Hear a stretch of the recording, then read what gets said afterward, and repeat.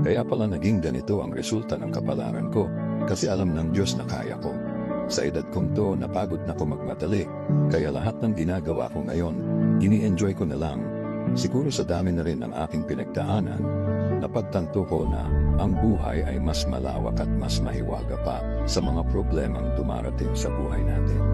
Tumatanda na tayo, baka sa kakahabol natin sa masagana at maayos na buhay, ay hindi na natin na-i-enjoy ang buhay.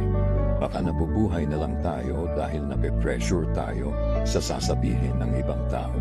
Marami na rin akong naging maling desisyon sa buhay, pero lahat yon nagsilbing aral sa akin at natuto ako sa mga pagkakamali ko. May mga taong sobra nating mamahalin at bibigyan ng halaga, pero ang ibabalik lang sa atin ay kabiguan at matinding trauma. Kaya wag natin lilingunin yung mga taong tulad nila dahil mas payapa kapag hindi ka na interesadong malaman pa kung ano pang balita sa kanila. At wag idepende ang sarili mo sa kahit kanino. Tandaan mo kahit sarili mong anino, iiwan ka din. Kapag madilim na ang paligid mo, kailangan natin matutunan na wag ikumpara ang sarili natin sa iba.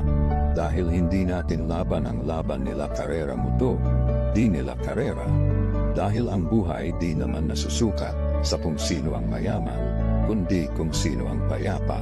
Kaya galingan mo palagi tol dahil napakaraming tao ang mapanghusga at hihilahin ka pababa. At lagi mo tong tatandaan, makakatanggap ka lang ng papuri sa kanila kapag patay ka na.